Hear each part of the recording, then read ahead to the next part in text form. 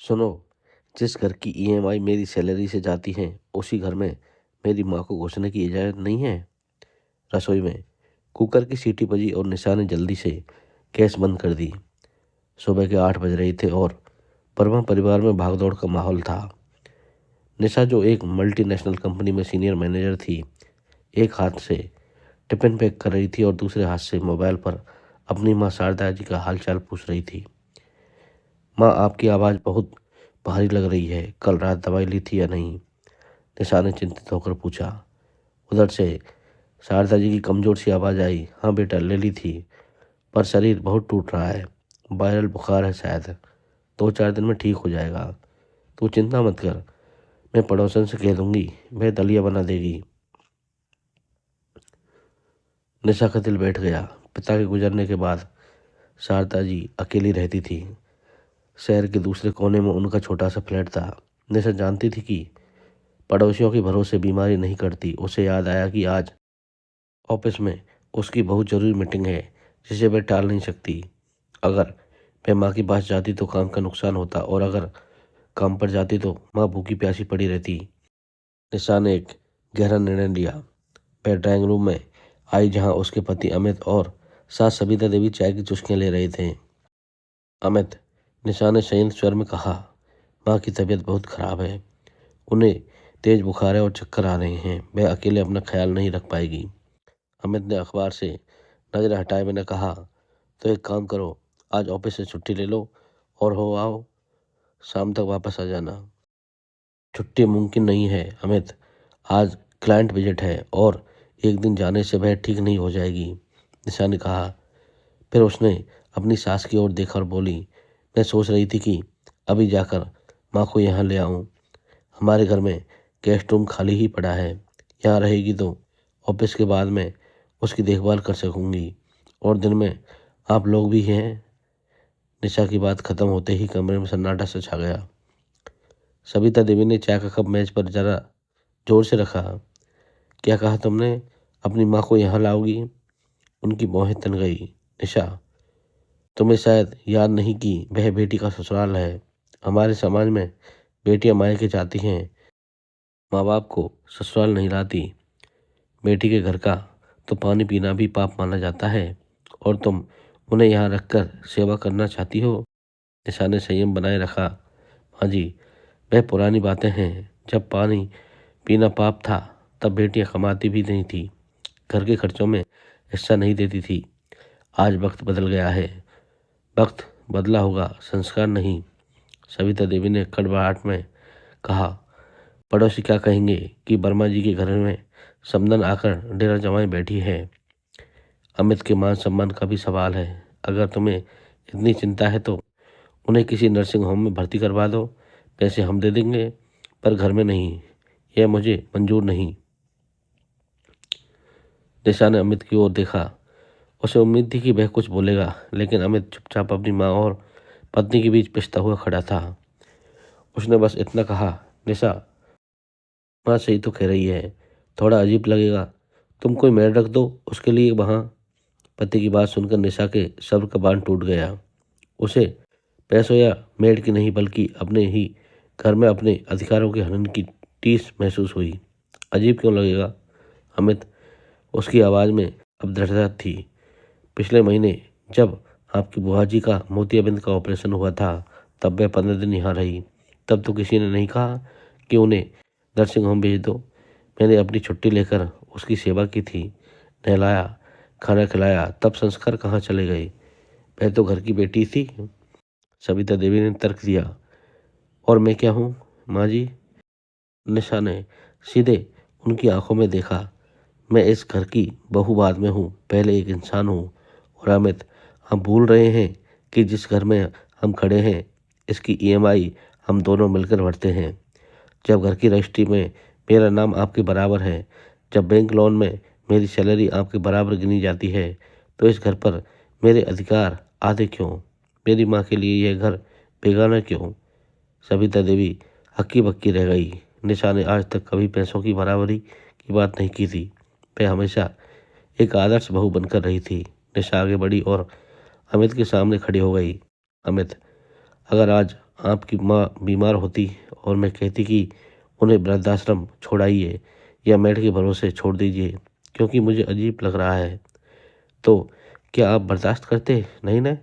तो फिर मेरी माँ के लिए दोहरे मापदंड क्यों? बेटा और बेटी का फर्ज अलग अलग क्यों? अमित के पास कोई जवाब नहीं था। उसे अपनी गलती का एहसास होने लगा।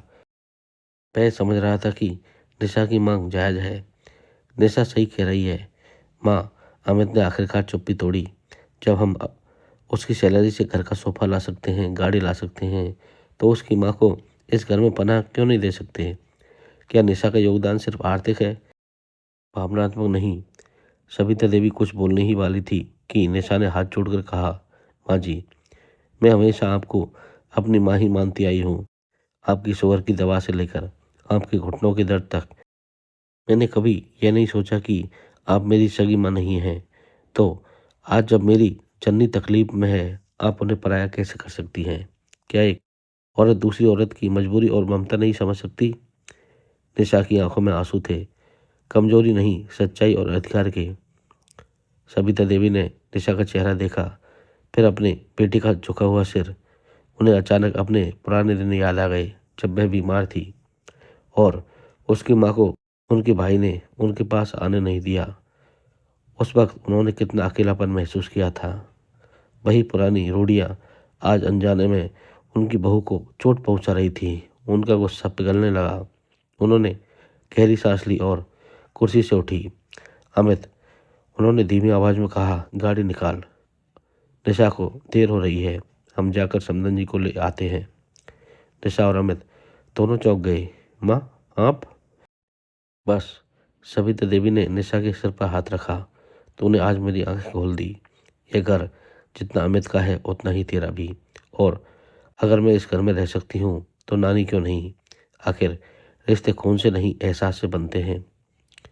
अमित मुस्कुराते हुए कार की चाबी उठाने लगा। चलो निशा, तुम ऑफिस के लिए तैयार हो जाओ। मैं और अमित जाकर माँ जी को ले आते हैं, तुम चिंता मत करो। शाम को जब निशा ऑफिस से लौटी तो उसने देखा उसकी माँ गेस्ट रूम में चैन से सो रही थी और सविता देवी उनके पास बैठकर उनके माथे पर ठंडी पट्टियां रख रही थी।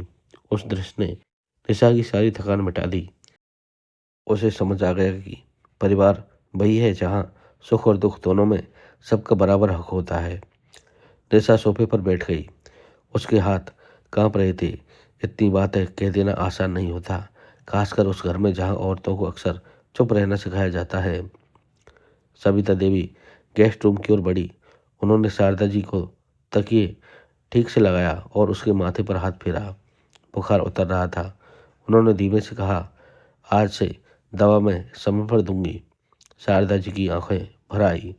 बहन जी, मैं बोझ नहीं बनना चाहती। सविता देवी ने हल्की सी मुस्कान के साथ कहा, बोझ रिश्ते होते हैं, इंसान नहीं। यह बैग सुनकर निशा की आंखों से आंसू बह निकले। शाम को अमित ऑफिस से लौटा तो घर का माहौल बदला हुआ था। रसोई से सूप की खुशबू आ रही थी और डाइनिंग टेबल पर 4 लोगों के लिए खाना लगा था, जैसे यह कोई असामान्य बात ही न हो। अमित ने धीरे से पूछा, माँ, सभी ठीक है? सविता देवी ने सिर हिलाया, हाँ, और अगर ठीक नहीं होता तो हम सब मिलकर ठीक करेंगे। रात के खाने के बाद सविता देवी ने सबको बैठाया। आज मैं एक बात साफ कहना चाहती हूँ, उन्होंने कहा। यह घर अब सिर्फ बेटे का नहीं, बहू का भी है। और जिस घर में बेटी की कमाई का सम्मान है, उस घर में उसकी माँ का अपमान नहीं हो सकता। उन्होंने शारदा जी की ओर देखा। आप जब तक चाहें यहाँ रहेंगी। यह एहसान नहीं है, हक है। शारदा जी ने कांपते हाथों से पानी का गिलास उठाया। उन्हें लगा उम्र के इस पड़ाव पर उन्होंने सिर्फ सराहा ही नहीं, सम्मान मिल रहा है। कुछ दिनों बाद शारदा जी की तबीयत पूरी तरह ठीक हो गई। एक सुबह उन्होंने निशा से कहा, अब मैं अपने घर लौटना चाहती हूँ। निशा घबरा गई। माँ, कहीं आपको यह बोझ तो नहीं लगा? शारदा जी मुस्कुराई, नहीं बेटा, अब मुझे पता है कि जरूरत पड़ी तो यह घर मेरे लिए बंद नहीं होगा। यही भरोसा काफ़ी है। उसी दिन सविता देवी ने खुद उनके लिए दाल चावल पैक किया। और कहा, अगर कहीं अगली बार आप बीमार पड़ो तो फ़ोन नहीं, सीधा यहाँ आ जाना। शारदा जी की आंखें भर आई।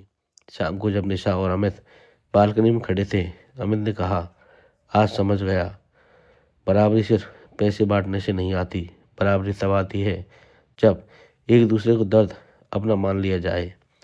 निशा ने मुस्कुराते हुए आसमान की ओर देखा, और जब घर की दहलीज पर कोई पराया नहीं बचता तो घर के भीतर रोशनी ही रोशनी होती है। तो दोस्तों, इस कहानी से हमें यही सीख मिलती है कि जिस घर में औरत की कमाई का सम्मान हो, उस घर में उसकी माँ को भी उतना ही सम्मान मिलना चाहिए, क्योंकि बराबरी सिर्फ कमाई में नहीं, रिश्तों में भी होनी चाहिए। तो दोस्तों, आपको ये छोटी सी कहानी कैसी लगी, कृपया हमें कमेंट करके ज़रूर बताएं।